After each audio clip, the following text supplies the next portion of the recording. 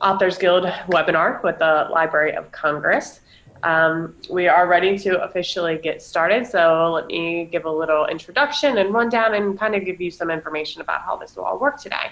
So the title of our webinar today is Unlocking the Treasure Chest, the Library of Congress Online and in Person. We're going to have two parts to this webinar today. In the beginning, Peter Armenti and Abby Yokelson will be showing the treasures that you can find in the Library of Congress. And then we will move over to an interview portion where prize-winning author and co-founder of Biographers International Organization, James McGrath Morris, will be interviewed by Jeffrey Flannery, the head of the library's Manuscript reading room. They'll explore manuscript collections, rare newspapers, photographs, and other treasures Mr. Morris has used in person at the library for his fascinating books on Joseph Pulitzer, Ethel Payne, and other wide-ranging topics. So before we jump into that, just to let you know about a few housekeeping things. You'll see on the bottom of your screen, there should be like a black toolbar there.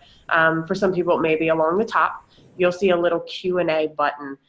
You can go ahead and press that Q&A button whenever you have a question throughout the presentation. And then when it's time for the question and answer portion, they will try to answer as many questions as they can with the time allotted. So I'm going to now go ahead and hand it over to Peter and Abby. Thanks for that introduction, Jennifer. As Jennifer mentioned, I'm Peter Armenti. And I'm Abby Yokelson, and we're reference librarians in the Researcher and Reference Services Division here at the Library of Congress. Many members of the Authors Guild have undoubtedly been to the Library of Congress in Washington, D.C., or have used our online collections. But for those of you who haven't, our goal today is to help you unlock the treasure chest that is the Library of Congress. We'll do that by exploring some of the key resources and services available through the library that you can use to aid your writing and to feed your curiosity.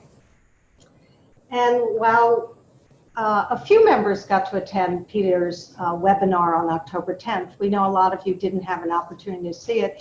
He very thoroughly introduced loc.gov, our website, and we're moving really quickly today, so I urge you to take a look. The webinar is listed in the Authors Guild webinar archives with a link to YouTube. In a moment, I'll lead a very quick overview of the types of freely available resources you can search for on our website when you're not physically at the library. However, while our site includes millions of primary source materials for you to discover, this represents just a fraction of what you can find if you visit the library in person. And so after I talk a bit, Abby will take over and will highlight some of the important resources you can use for conducting on-campus research at the library. So we thought perhaps that a lot of you looked for biographical information. We decided to tell this research story by looking for information on a very famous 19th century actress named Charlotte Cushman, who lived from 1860 to 1876. And she was a super celebrity of her day, both in the US and Europe, and very famous for her Lady Macbeth. And Abraham Lincoln got to see that and really enjoyed it. She also was known for playing male parts in Shakespeare, both Romeo and Hamlet. So a lot of people equate libraries with the printed word with books, but just to remind you that we have many other formats here: maps, manuscripts, sheet music, sound recordings, prints and photographs. We're going to find Charlotte Cushman through several of these different formats. Right now, I'm going to start sharing the library's homepage with you. Okay, everybody should see the library homepage on your screen. Now, the first starting point for online research I want to highlight today is our Research and Reference Services webpage. You can find a link to it on our homepage underneath this large graphic by clicking on the researcher's link. On this page, you can find resources for people interested in visiting the Library of Congress in person to do research, as well as links to the home pages of our approximately 20 reading rooms and research centers. As an example, let's take a look at our Manuscript reading room homepage. On this page, under Conducting Research, you'll find a series of links that explain how to access the Manuscript Division's collections, including links to online finding aids, which Abby will talk about in just a few minutes. In addition, under What's Online, you can find links that explain the different types of online content available through the Manuscript division. And these include new digital collections, such as our recently released Theodore Roosevelt papers. The main point that I want to make here is that if you're interested in finding resources on a particular subject, it's a good idea to use this Research and Reference Services page to identify the library reading rooms and research centers that are likely to hold materials related to your research, and then to explore those pages for relevant resources. Going back to the home page now. The second research tool I want to show is the search box at the top of the library's homepage. This box searches across most of our website and will give you a general sense of the extent and scope of materials that we make available online in a given area. That said, I should point out that one thing the search box is not that good for is for figuring out what materials we have in our physical collections, such as books. If you want to find out what types of books we have, your best option is to go straight to our main online catalog and search directly within it. And Abby will talk about that search feature in just a few minutes. Right now, I'm going to conduct a sample search on Charlotte Cushman. I put her name in quotation marks in order to execute a phrase search. As you can see, there are 75 results that are returned on this page, and you can scroll down the results to get a general sense of the range of materials that you can view. You'll see, for instance, several photographs of Cushman. There's an 1882 biography of Cushman that you can access online. There are a few links related to accessing the Charlotte Cushman papers at the Library of Congress, including a link to the online finding aid for her we have. There's a related Manuscript Division collection related to Cushman. And if you scroll even further down, you'll even find a link from our Abraham Lincoln papers that features a letter written by Charlotte Cushman to then U.S. Secretary of State William Seward, who was one of Cushman's good friends. I'm going to go back to the results page for my search on Charlotte Cushman, because I want to mention that one of the neat features of our search results is that you can limit your results by date, subject, format, and other categories using the Refine Your Results list at the left.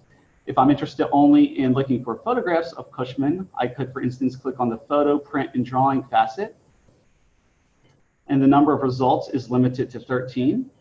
And if I'm interested in a particular photograph, such as this 1860 photo of Cushman, I could click on the link to open its record. And then I can click on the thumbnail image to bring up an enlarged version of that photograph. Okay, I'm going back to the library's homepage right now. Instead of searching across our site using this main search box, you may instead want to search within a specific digital collection. And the easiest way to find out what digital collections we have available is to click on the digital collections link under the homepage graphic. There are currently 335 distinct digital collections listed here. Most of these are based on discrete physical collections available at the library. For instance, our digital Abraham Lincoln papers are based on the physical version of the papers that are held in our Manuscript division. One of the most important things to note when you come to the digital collections homepage is that searching it using the search box, I'm putting my mouse over, doesn't search the millions of items within the digital collections. Instead, it only searches the digital collections about pages. So if I were to do a search on Charlotte Cushman, I'd only get one result for our Martin Van Buren papers. However, there are many different collections that make materials related to Cushman available. You would simply need to go into the specific digital collection and search within it to locate those materials, though. Okay, right now I am going to scroll down actually the digital collections page. And I want to point out that you can get a sense of the scope of each collection by reading the brief description of it and the number of items listed in each collection. The particular collection I want to go to is American Notes, Travels in America, 1750 to 1920. This collection includes more than 250 published narratives by Americans and visitors to America recounting their travel experiences. At the top of the collection, there's a search box, and I'm going to do a search on Charlotte Cushman. And I should note at this point that some collections allow you to search the full text of their content, while others don't. Unfortunately, there's no easy way to tell whether full text search is available. You need to go into the collection and experiment with searching to see if it executes a full text search. Right now, I want to look at the very first item returned. It's a book from 1858 called Belverton on a Tour at Newport and Here and There. If I want to see the 3 pages that mention Cushman, I can click on the View 3 Pages link. And if I want to view the first page that includes a match, I can click it on and scroll down. And here I can find that the author is recounting among his visits to different cities, he visited New Orleans. And while he was there, he met Miss Charlotte Cushman. And he describes her as the greatest actress on the stage and one of the noblest women in the world. I'm going back to our digital collections homepage. And the final resource I want to show you in the brief time I have today is our Chronicling America Historical Newspapers database. This database includes millions of digitized pages from US newspapers, and it's an amazing resource for learning about the histories of local communities, as well as how significant events and figures were treated across the country. So let's say I'm interested in figuring out how Charlotte Cushman was received or talked about in the 1850s. She was well known for her Shakespeare performances, including her performance as Romeo in Romeo and Juliet. If I want to see if there's any coverage related to her from the 1850s, I can click on the Advanced Search tab. Then I can limit my search results to 1850, 1860. I can do a phrase search on Charlotte Cushman, and then I can add a keyword, Romeo. When I hit the search box, there are 18 results returned. I'm going to click on the second result here. This is a page from the April 22nd, 1858 issue of Baltimore's Daily Exchange. You'll notice that the matches on my keyword search are highlighted in pink, and I can zoom in on the page. So I can see there's an announcement here for upcoming Shakespeare performances by Cushman. She'll be performing as Romeo on April 26th, Queen Catherine on the 27th, and Lady Macbeth on the 28th. And as luck would have it, at the left here, there's another article that mentions Cushman. It's a notice about a recent performance she had in Macbeth. Apparently, when her veil accidentally caught on fire when she was playing Lady Macbeth, but she put it out apparently very nonchalantly, and nobody knew that the fire wasn't part of the actual play. And so the reviewer goes on to say that it certainly was, if not in the bills, one of the greatest pieces of acting we ever witnessed. So I've covered a few key resources that you can look at from home, and now I'm going to turn the reins over to Abby to talk a bit more about doing some on-campus research. Hi, so Peter mentioned this researchers page, which has a wealth of information, including information about how to prepare for your visit. If you're planning to come to the Library of Congress, you can find out about our hours, getting started, and how to get your reader ID card, as well as classes that we hold here. So lots of valuable information. I want to take you to the catalog, library catalog. Peter mentioned that we don't think that first box on the home page is the best place to look for books. So we're coming here to the catalog. I want to point out that there are lots of ways to search the catalog. Browse is really great when you know an exact author title and don't want to get caught up in a whole lot of other stuff. Advanced search lets you combine words, and you can also limit by date, by format, by language. So very useful. But we do pretty well know that everybody just types it in the keyword box. So we're in the catalog now. We get 62 items, and they are not all books. You'll see a variety of books, but you also get the information about the manuscript collections again. And you do get the images. This is just the catalog record for the images, but you don't get the picture itself. So I don't recommend searching for images in the catalog. Use that first search that Peter showed you. If you want, you can sort by oldest to newest or newest to oldest. I'm going to do oldest to newest. But it's kind of an unusual sort when you have things like manuscript collections and graphic images. And one of the things I was happy to find, which I think is a very interesting collection, are all these theater playbills. They have a large collection of theater playbills in our rare book and special collections reading room. So that's something you'd have to come here to the library to see. Those have not been digitized yet.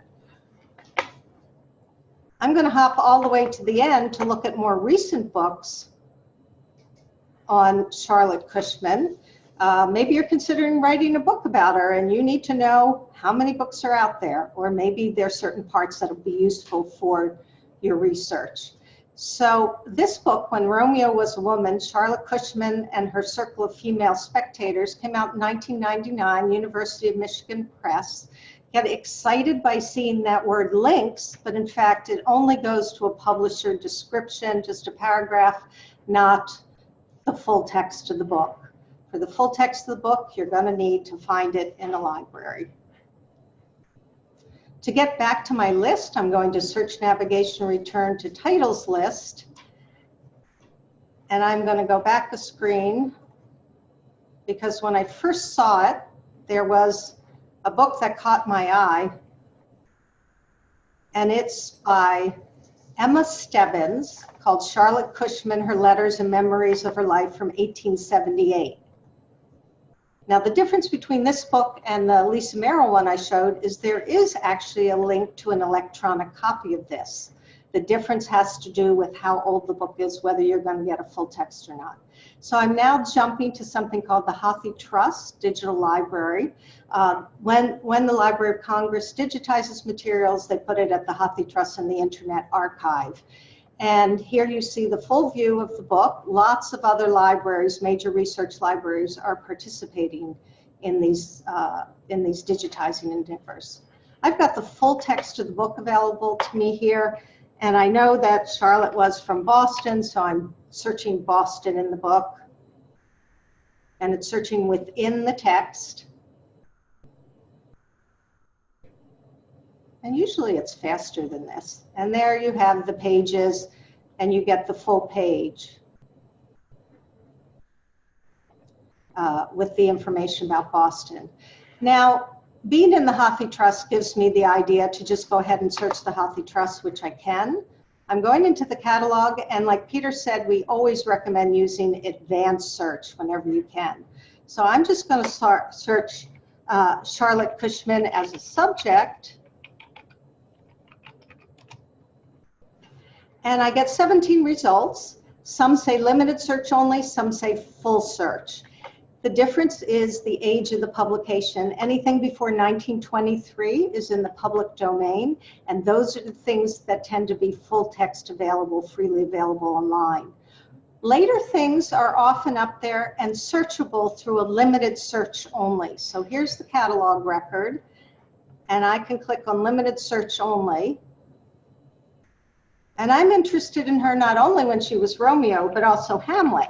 So I'm searching within the book, but all I'm being told is the page numbers that match. But that's a pretty fair number of pages. So yes, I do want to take a look at this book. I can either come to the Library of Congress and see it there, or click on this Find in a Library. So I've now hopped out of the Library of Congress twice. I hopped to the HathiTrust, and now I'm in something called OCLC WorldCat, worldcat.org, freely available. It's the holdings of more than 70,000 libraries. And you can search for books here, and then you can put in your location and get a list of libraries in your area that would have it. There are 494 copies of this, so it's pretty well spread throughout the United States. I'm coming back to the library's homepage, and I want to show you back to library catalog. Oh, the other thing I should remind you is the Library of Congress does provide interlibrary loan. We probably would not send out the Merrill book since it's so readily available elsewhere in the country, but if things are less widely distributed, the library does do interlibrary loan to other libraries. So you have to approach a library near you to see if they can borrow it from another place or the Library of Congress. So I'm back on the library's catalog, the home screen, and I see this e-resources online catalog. The Library of Congress subscribes to hundreds of databases that are produced by commercial companies. This page you can get to from anywhere. It will list both freely accessible sources and the subscription sources that you have to be here on site to get. But please remember that a lot of other research libraries, even public libraries now, are getting a lot of online databases, and university college libraries would tend to have more of the ones I'm talking about. So there are lots of categories here that are interesting. This one may be unusual, gender and women's studies. I just scrolled through thinking, oh, what might have information about Charlotte Cushman. Harper's Bazaar Archive certainly did. And the interesting one for me was this North American women's letters and diaries, because I found references from women writing about seeing her performances. The other one that would be really fruitful is historical news. Now, Peter showed you Chronicling America, which is freely available, but there are lots of subscription databases covering news and newspapers and periodicals, and you'll see a listing of a lot of them here, both free and on site. I would say that America's historical newspapers, this one here, and there's another one, ProQuest historical newspapers, are probably most commonly available at other research libraries. So I'm not going to search within those now, but I have a particular, when I know a particular database I want to search, in this case it's British periodicals, I'm going to go right to that database. And these are periodicals from the 17th century up to the 20th century. I found them really valuable for 19th century materials. So again, I'm searching Charlotte Cushman, and I want to see about Hamlet again.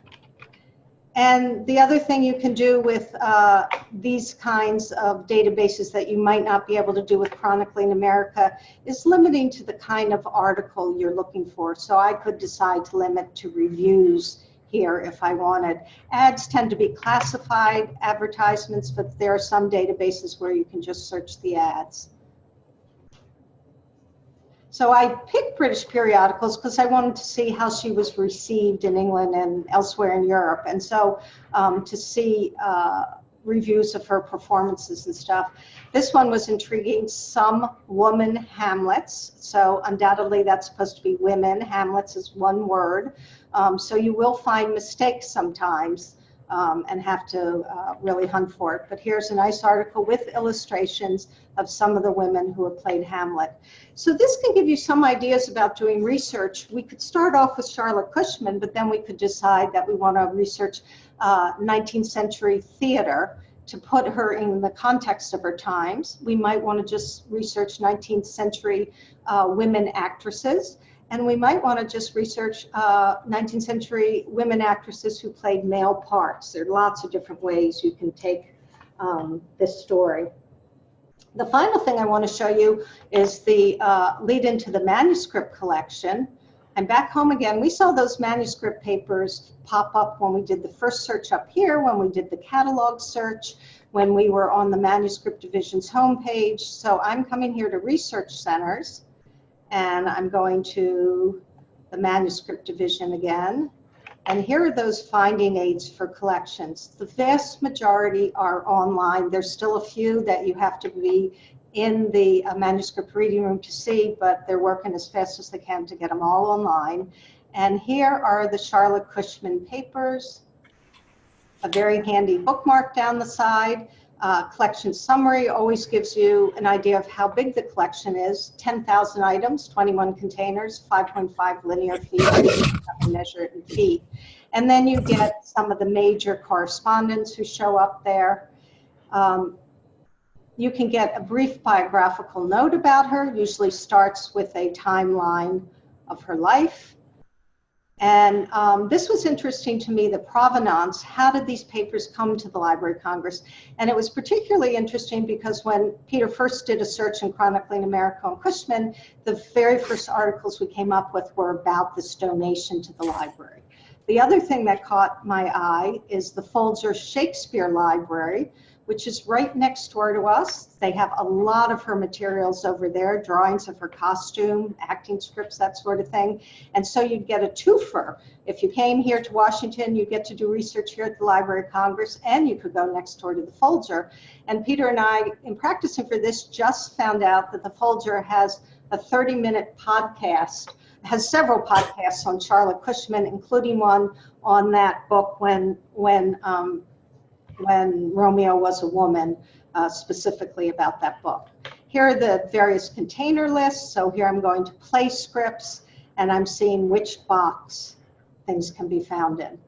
So while there are many things you have to come here to the library to see, you can prepare yourself the way we've been doing here by searching our catalog in advance, searching across the library, looking at our electronic resources, even if you can't get to all of them, and looking, for instance, at finding guides to the manuscript collection so you come in ready to go knowing which boxes and containers you want. I've tried to also show you how some of these materials can be found in other libraries, or just by searching our catalog, you may decide to go look for other materials elsewhere.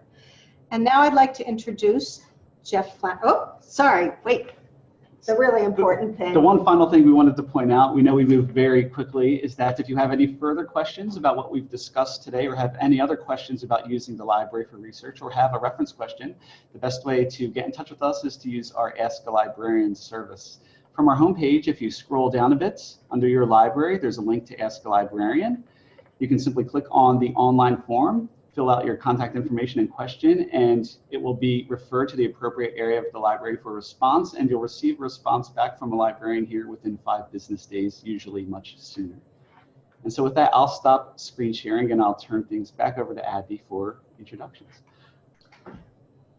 I'm glad Peter reminded me about the Ask a Librarian, because that is really an essential thing. Even if you can't come to the library, you can ask us questions. And if you are coming to the library, you can set up an appointment in advance that way. So we answer thousands of questions a year, and it's a really great service. And now for our second part of our program, I'd like to introduce Jeff Flannery, the head of our manuscript division, who will do a more complete introduction of James McGrath Morris. And I do want to remind you that we are taking questions. So throughout this, you can post questions, and we'll leave a few minutes at the end for those.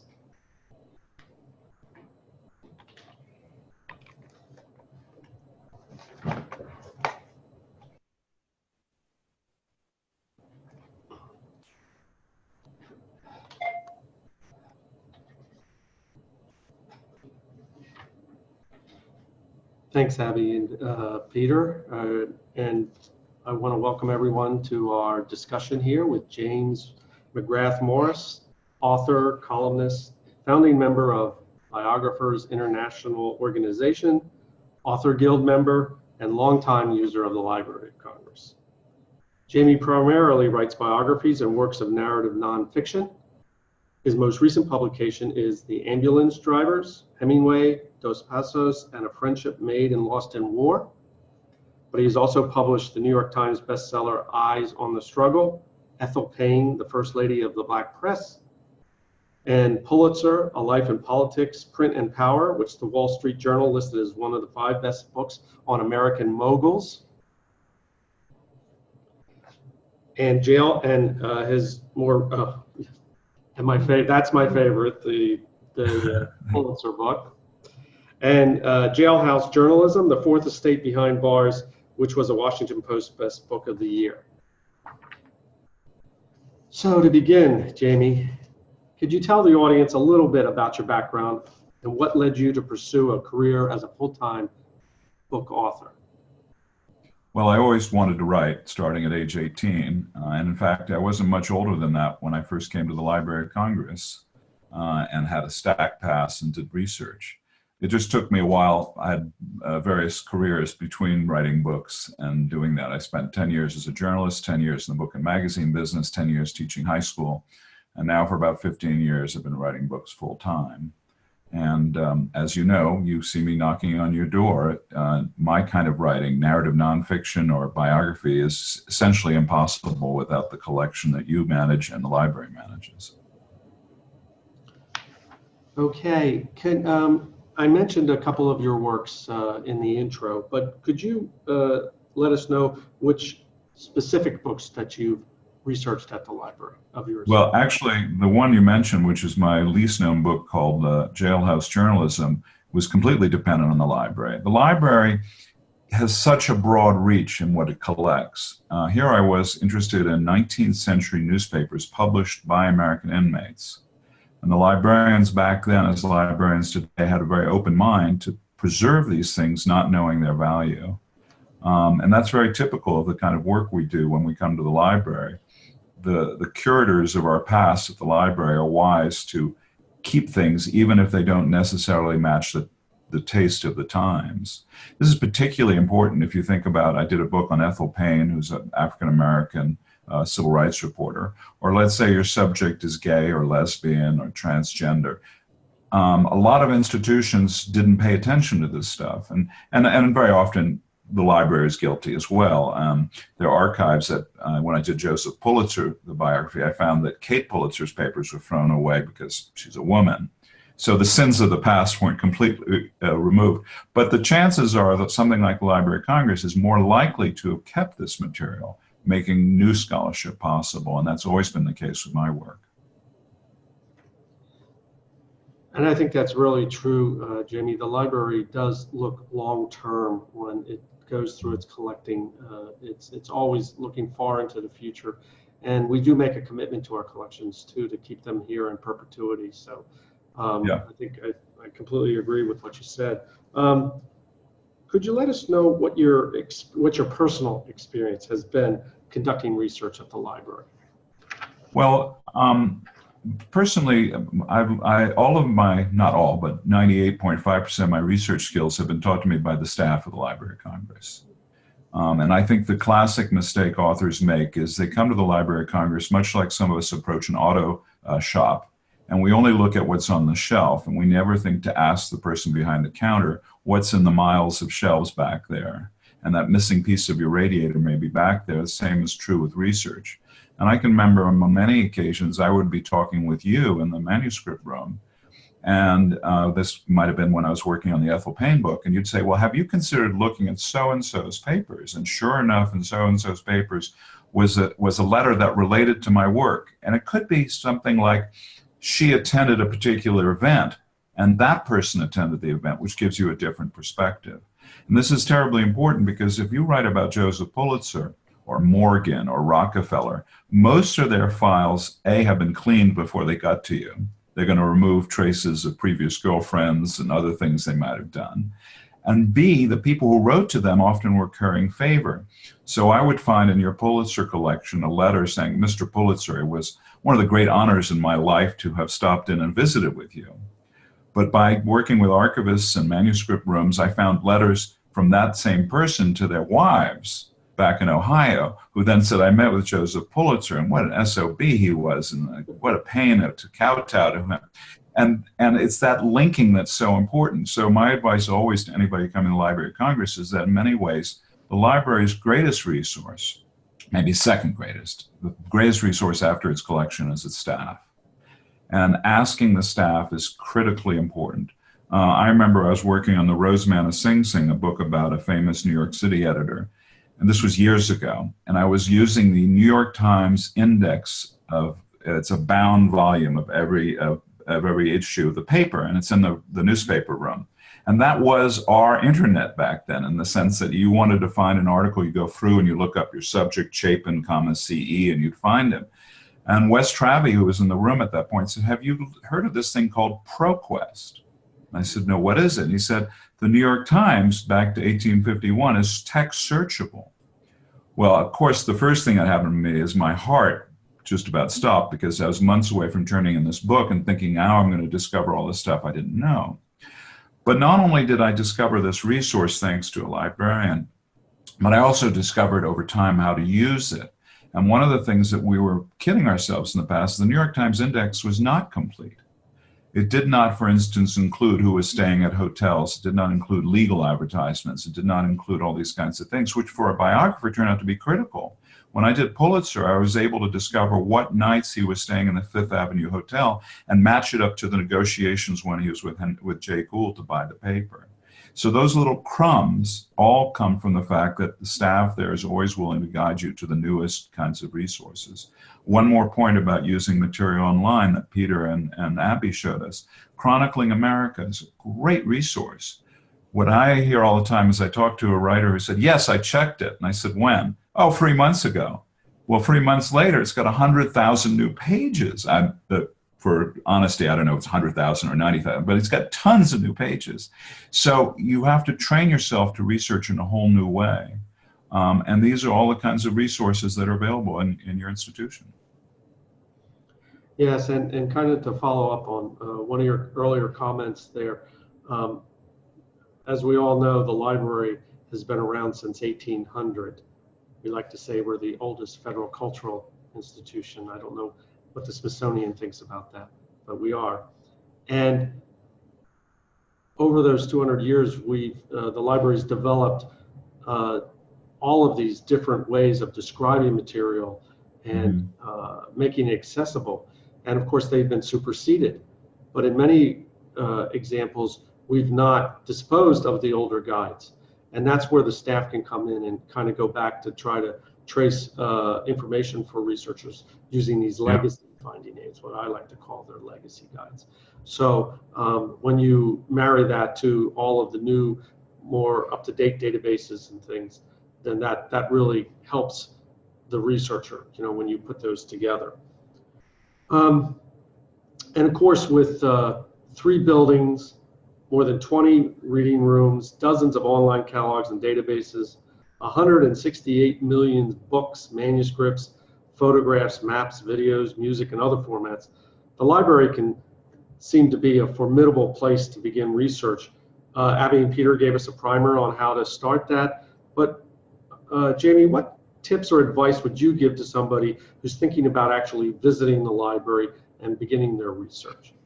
Preparation is the key, because invariably, if you're not prepared, you'll get home after having spent your last dollar on that Southwest flight and realize you missed out on 5 or 6 resources.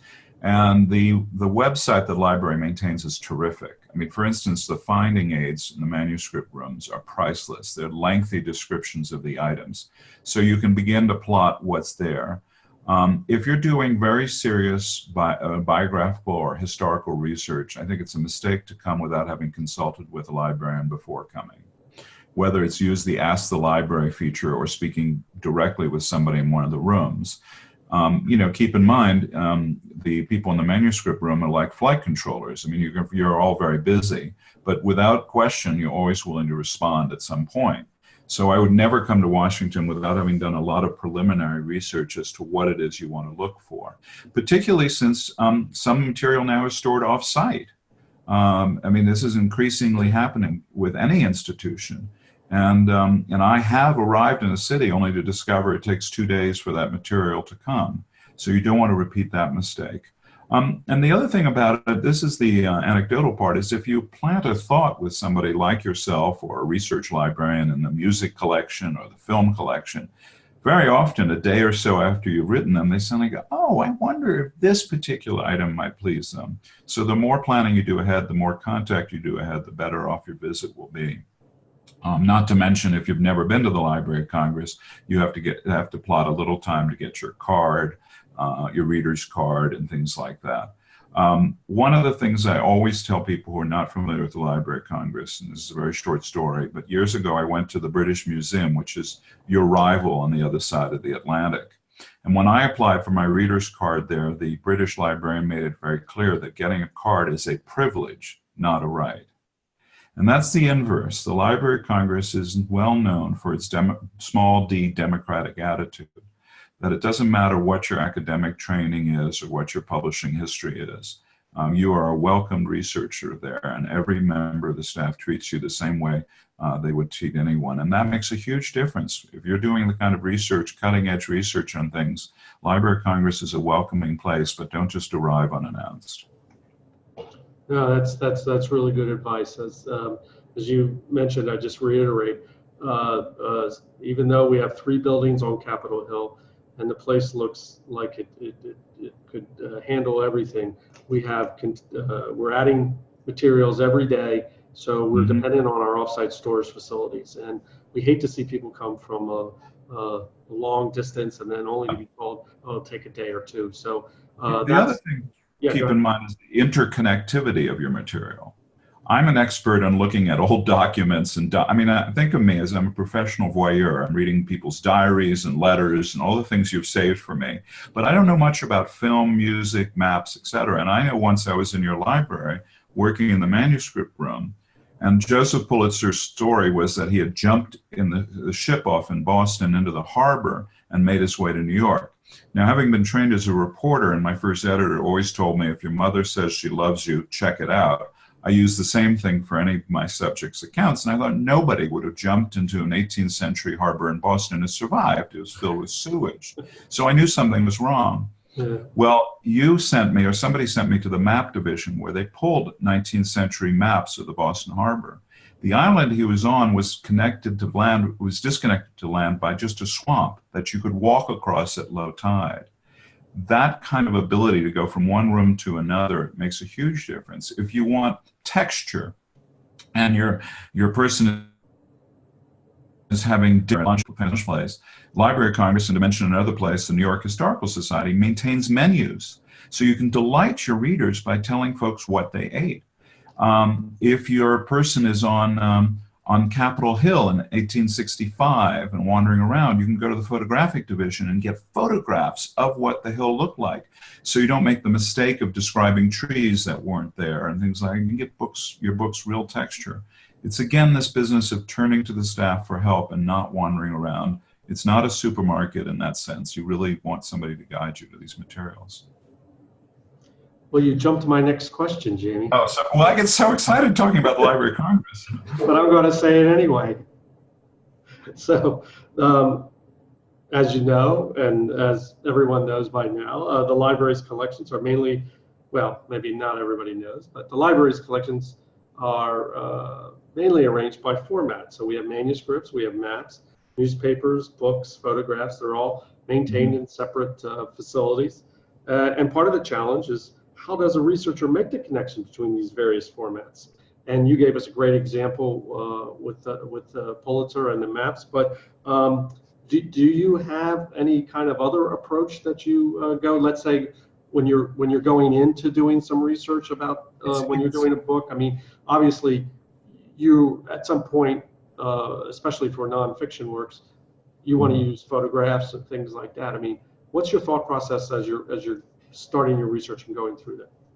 It's very hard for a textual person like myself to think, how am I going to find a photograph, a bit of film, a bit of music? So, of course, I start with the librarian themselves. But the other thing is, keep in mind, most of historical material that you maintain and archives maintain are maintained in the manner in which it was created. So you have to begin to think of those things. So, for instance, the Library of Congress has a wonderful collection of photographs taken by New York newspapers. But they're not necessarily, you wouldn't necessarily find them if you simply looked for photograph of Fifth Avenue. You might today, it's getting better and better.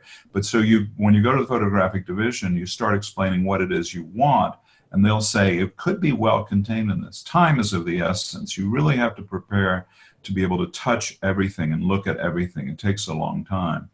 I forget what the count is, but I think I had 170 different boxes from you and from Columbia University with file folders of Joseph Pulitzer. And ultimately, you have to touch every one of them. The other bit of advice I keep is I suggest that people maintain a notebook of chronicling their research, because I'm 64 and I am developing a bit of memory issues. Well, I had them when I was 40 when it came to this kind of research, because what happens is most of our projects take years. And invariably, we're sitting someday in the manuscript room typing a note, and we go, this seems awfully familiar. Turns out we looked at that file 2 years earlier. So I think it's important for any researcher coming to the Library of Congress to develop some means of keeping track what they have looked at and what they haven't looked at, so they don't repeat that mistake of looking at the same thing twice unintendedly. Right, and also to kind of follow up on the comment about, how do you search across these different formats. Yeah. One thing that researchers should keep in mind is that in the manuscript division, which we say we have approximately 65 million manuscript items, we easily have 1 million photographs. Not all the photographs are up in the library's prints and photographs division. Conversely, we don't have all the manuscripts at the Library of Congress. So if you're interested in studying music history, they have manuscript collections too. Our American Folklife Center has manuscript collections too. So researchers should be aware of that, and of course the staff should help make them aware of that too. But it's not always, we're not in neat silos here. Things get... Not only are you not in neat silos, but the world isn't, and your staff is. This is a competitive business, and I know you'd like to get so-and-so's papers before Harry Ransom Center gets it or something like that. But you're not competitive when it comes to revealing that there are other sets of these papers. In fact, some of your finding aids explain that the second half of the papers are at the Schomburg Library or whatever. So it's, again, yet one more reason to talk to staff. The other thing in finding stuff is you have to think historically. One of the classic mistakes people make is they think, I've searched the New York Times and that's it. Well, the New York Times was not the premier newspaper of New York always, or the Washington Post. I've searched it and I found everything I wanted to know about civil rights. These are incorrect suppositions. You should determine, for instance, the Evening Star was the premier paper in Washington during a certain time. The New York World was the premier paper. So you have to approach your subject historically. Otherwise, you're using today's dominant papers to research history when those papers weren't dominant and didn't have the staff.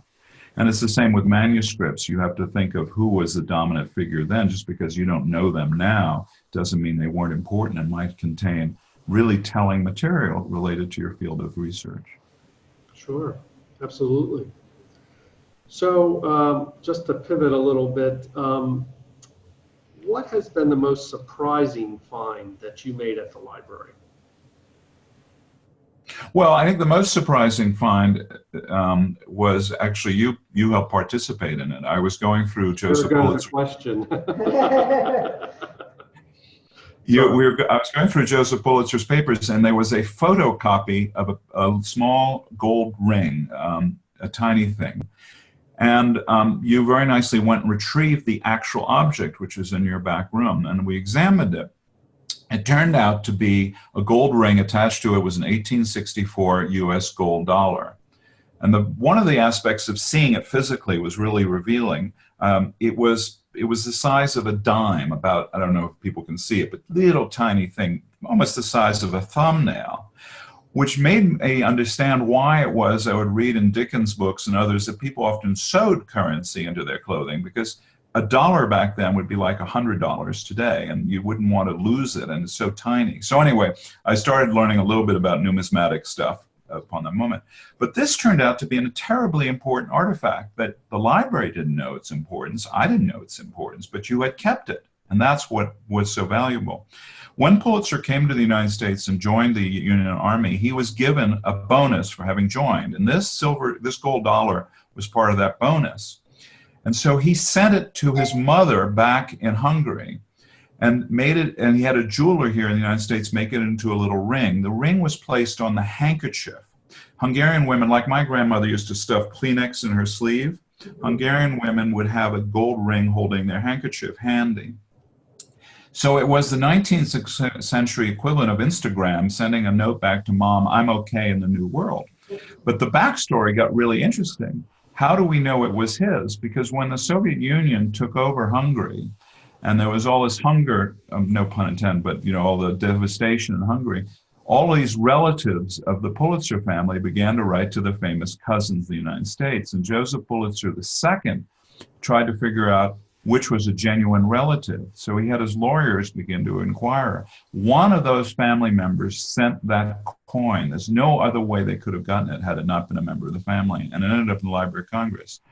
So it'd be one of those really telling objects in which I could build a larger story and a great little backstory in the endnotes about the Soviet Union in the 50s.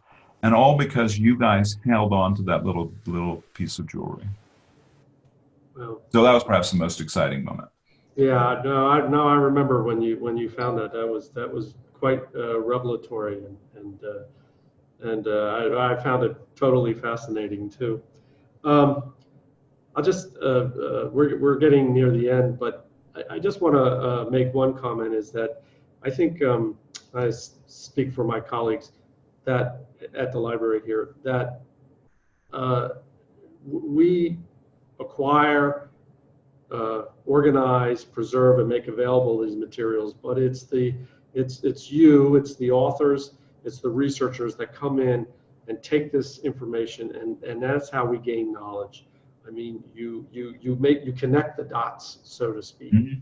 And I don't think there's anything more satisfying for the staff to see the wealth of books that come out based on our collections, and I mean, and the good use that they're put to.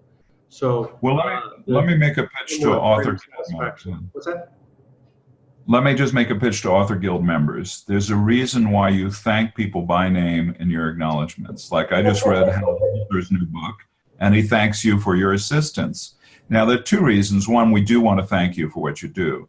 But secondly, it allows you politically to justify your existence. If the basic scholarship of America rests on your shoulders and we don't acknowledge it in the back of the books, we're missing an opportunity for you in turn to funders and say, look how many writers are using our material. And thirdly, it's a great guide for those of us who come later, because of course I read the acknowledgement section of every book and I say, oh, there's a manuscript room person I should contact. So keeping you anonymous is a mistake on the part of authors. You should always be thanked publicly, and that's what the acknowledgement sections are for. Hint, hint, Author Guild members listening in. Well, thanks. I just, I think we do have a question or two, but okay. Before we get to that, could you just tell us what you're working on now? I'm writing a biography of the Navajo murder mystery writer Tony Hillerman, who was beloved by Americans in the 80s and 90s. He did 18 novels set in the Navajo Nation. And what's so significant about his work is he's the first to use the genre of mysteries to unravel the mysteries of the Navajos to the world. So the reason people in Germany and France know a lot more about American Navajos than they do about any tribe is because they read his books. It wasn't an anthropological book. It was actually a just good murder mystery book. And that's what I'm working on. Great, great. So I think we do have at least one question here, and perhaps I should read it, and then maybe I might defer to my colleagues here to answer it.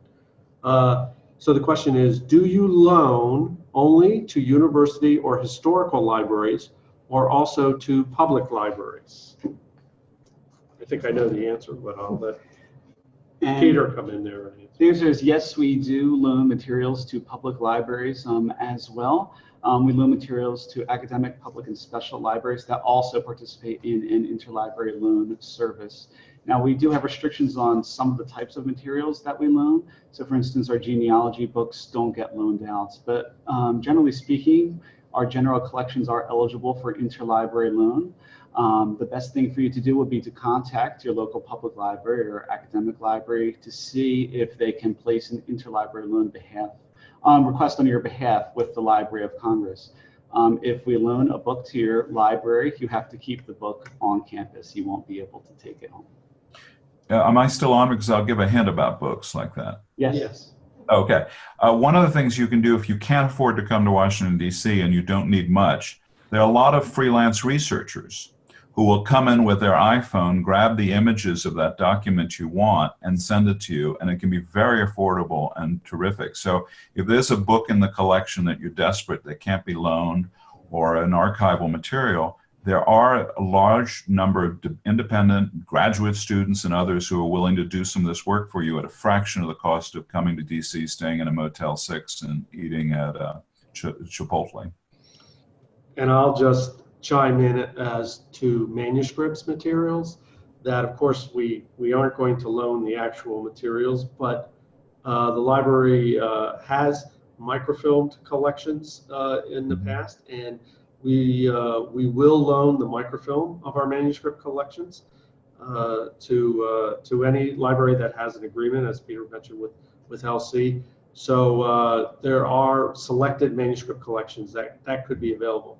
Of course, we have a very robust digitization process that we're digitizing all the time. We're adding content, so they were based mostly on our manuscript collections.